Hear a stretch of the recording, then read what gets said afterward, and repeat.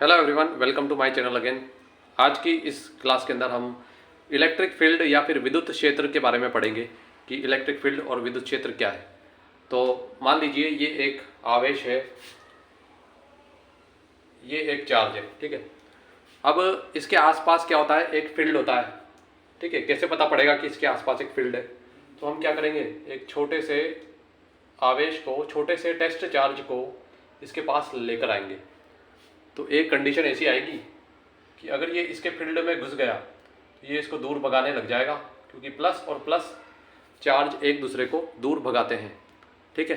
तो इससे आपको इलेक्ट्रिक फील्ड का थोड़ा सा आइडिया लग गया होगा कि इलेक्ट्रिक फील्ड इस चार्ज के, इस आवेश के चारों तरफ, हर आवेश के चारों तरफ एक फील्ड होता है। जैसे इस आवेश के चारों तरफ ये फील्ड है, इस फील्ड को इलेक्ट्रिक फील्ड कहते हैं, इस तरह। तो एक चार्ज के चारों तरफ एक फील्ड होता है जिसे इलेक्ट्रिक फील्ड कहते हैं। हिंदी में एक आवेश के चारों तरफ एक क्षेत्र होता है जिसके अंदर अगर कोई दूसरा आवेश आ जाए तो उस पर बल लग जाता है। क्या लगता है? इलेक्ट्रिक फोर्स, विद्युत बल लगने लग जाता है। तो यही है विद्युत क्षेत्र। अब इसके डायरेक्शन क्या है? तो इलेक्ट्रिक फील्ड की डायरेक्शन अगर आप निकालना चाहते हो तो बहुत आसान है। जैसे कि ये एक प्लस चार्ज है, अब इसका विद्युत क्षेत्र कहाँ होगा, ठीक है। तो जैसे कि यहाँ पे एक चार्ज, छोटा चार्ज अगर अपन रख दें, हमेशा हमें प्लस चार्ज ही लेना है, तो ये इसको इस तरह ऐसे दूर भगाएगा। तो ये किसकी डायरेक्शन हो गई? इलेक्ट्रिक फील्ड की डायरेक्शन हो गई। अगर ये चार्ज यहाँ पे रखा हुआ है, मान लीजिए यहाँ पे, तो ये इसको इस तरह दूर भगाएगा, तो इलेक्ट्रिक फील्ड की डायरेक्शन हो गई नीचे की तरफ। अब अगर आप इस चार्ज को यहाँ रखते हैं, इस टेस्ट चार्ज को, परीक्षण आवेश को, ये प्लस और प्लस इसको ऐसे दूर भगाएगा, ठीक है। तो अब की बार इलेक्ट्रिक फील्ड की डायरेक्शन ऐसे हो गई, ठीक है। तो आप समझ चुके हैं कि इलेक्ट्रिक फील्ड की डायरेक्शन, जिधर फोर्स लगेगा ना इस चार्ज पे, इस आवेश पे जिधर फोर्स लगेगा वही क्या हो जाएगी? डायरेक्शन हो जाएगी। अब प्लस चार्ज की वजह से, जैसे प्लस चार्ज की वजह से है, इसकी वजह से इलेक्ट्रिक फील्ड कैसा होगा? तो बाहर की तरफ होगा। यहाँ पे एक प्लस चार्ज रख के देखते हैं, ये प्लस उस प्लस को दूर भगाएगा, ऐसे रिपल्स करेगा। अगर इसको यहाँ रखेंगे तो ये ऐसे रिपल्स करेगा, यहाँ रखेंगे तो ऐसे रिपल्स करेगा, यहाँ रखेंगे तो ऐसे, मतलब कहीं भी रख दो, इलेक्ट्रिक फील्ड बाहर की तरफ, ये बाहर की तरफ ही उस दूसरे चार्ज पे फोर्स लगाने लग जाएगा, बल लगाने लग जाएगा, ठीक है।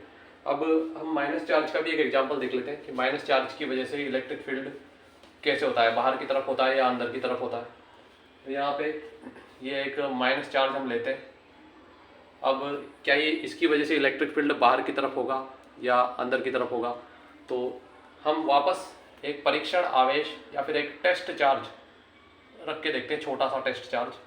तो ये माइनस इस प्लस को अपनी तरफ खींचेगा ऐसे, तो इलेक्ट्रिक फील्ड अंदर की तरफ आ रहा है। अगर ये टेस्ट चार्ज यहाँ रखा होता तो ये माइनस चार्ज इसको वापस अपनी तरफ खींचता। अगर ये टेस्ट चार्ज यहाँ रखा होता तो ये वापस इसको अपनी तरफ खींचता।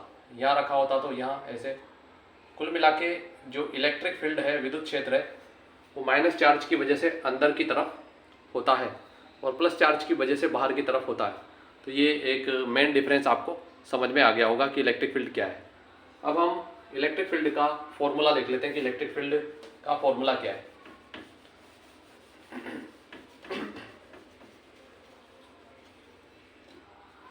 तो इलेक्ट्रिक फील्ड का फॉर्मूला होता है, इलेक्ट्रिक फील्ड बराबर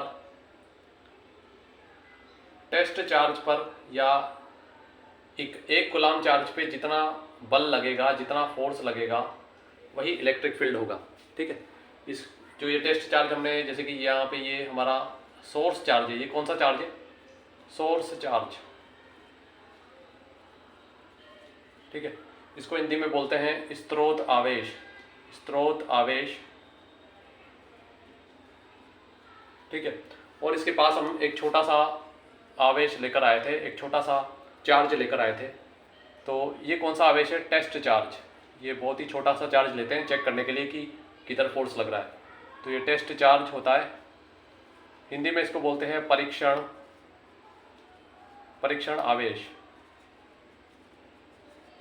ठीक है। तो इस इलेक्ट्रिक फील्ड की डेफिनेशन क्या बनेगी, इस चार्ज पे जितना फोर्स लगेगा वही हो जाएगा इलेक्ट्रिक फील्ड। यहाँ पे कई लोग गलती कर देते हैं, कई बार वो इस सोर्स चार्ज को ले लेते हैं, बड़े चार्ज को यहाँ पे लिख देते हैं, वो गलत है। इस छोटे टेस्ट चार्ज पर या किसी 1 कूलाम चार्ज पर, अगर ये 1 कूलाम है तो इस पर जितना फोर्स लगेगा इस वाले चार्ज पर, इसकी वजह से, तो वही क्या हो जाएगा, इलेक्ट्रिक फील्ड। ठीक है। इसका एक फॉर्मूला और है कि अगर ये बड़े चार्ज से ये छोटा चार्ज यहाँ P पॉइंट पर है, तब इलेक्ट्रिक फील्ड क्या होगा, तो इलेक्ट्रिक फील्ड होगा फोर्स अपॉन ये वाला चार्ज। ठीक है, ये नहीं, ये वाला चार्ज, तो लिख दिया। तो आप बोलोगे सर ये तो बिल्कुल वैसा ही फॉर्मूला बन गया, तो आगे हम सॉल्व करेंगे। तो दो चार्ज, इसके और इसके बीच में कितना फोर्स लग रहा है, तो वो कूलाम का नियम हमने पढ़ा था। कूलाम का नियम कहता है कि के पहला चार्ज फिर दूसरा चार्ज अपॉन इनके दोनों के बीच कितनी दूरी है, r, कितना डिस्प्लेसमेंट है r, उसका स्क्वायर। तो ये f हमने लिख दिया है, ये पूरा क्या है, f है। अब f के नीचे कौन है, ये Q0। ठीक है, तो यहाँ पे इलेक्ट्रिक फील्ड अपना आ जाएगा, ये r स्क्वायर नीचे आ जाएगा, तो r स्क्वायर फिर नीचे Q0 से ये मल्टीप्लाई हो जाएगा। ऊपर क्या बचा, k q फिर Q0, ये बचा। Q0 से Q0 कैंसल, तो इलेक्ट्रिक फील्ड का एक और फॉर्मूला बन गया, के क्यू बटे आर स्क्वायर, के क्यू बटे आर स्क्वायर। ठीक है, तो ये हमारे पास दूसरा फॉर्मूला आ गया। आप यहाँ ध्यान दे सकते हैं कि ये वाला फॉर्मूला, इसमें ये बड़ा चार्ज आ रहा है, इसके अंदर डिस्टेंस भी आ रही है, लेकिन जो ये वाला फॉर्मूला है इसके अंदर ये दूसरा चार्ज आ रहा है, छोटा वाला टेस्ट चार्ज, और ऊपर क्या आ रहा है, फोर्स आ रहा है, इसमें डिस्टेंस नहीं आ रही है। तो ये दोनों फॉर्मूले आपको याद कर लेने हैं। और डायरेक्शन अगर आपको बतानी है, तो जिधर फोर्स लगेगा, जैसे फोर्स इधर लग रहा है तो इलेक्ट्रिक फील्ड भी इधर होगा। अगर फोर्स ऐसे लग रहा है तो इलेक्ट्रिक फील्ड भी इस डायरेक्शन में, बैक पीछे की डायरेक्शन में होगा। तो ये था इलेक्ट्रिक फील्ड के बारे में एक बहुत इंपॉर्टेंट सेशन। अगर आपको ये पसंद आया तो इसे लाइक ज़रूर करें, शेयर ज़रूर करें और हमारे चैनल को सब्सक्राइब भी करें। ठीक है, तो मिलते हैं नेक्स्ट वीडियो में। और अगर आपको कोई डाउट है तो आप कमेंट सेक्शन में मुझसे डाउट पूछ सकते हैं। Thank you.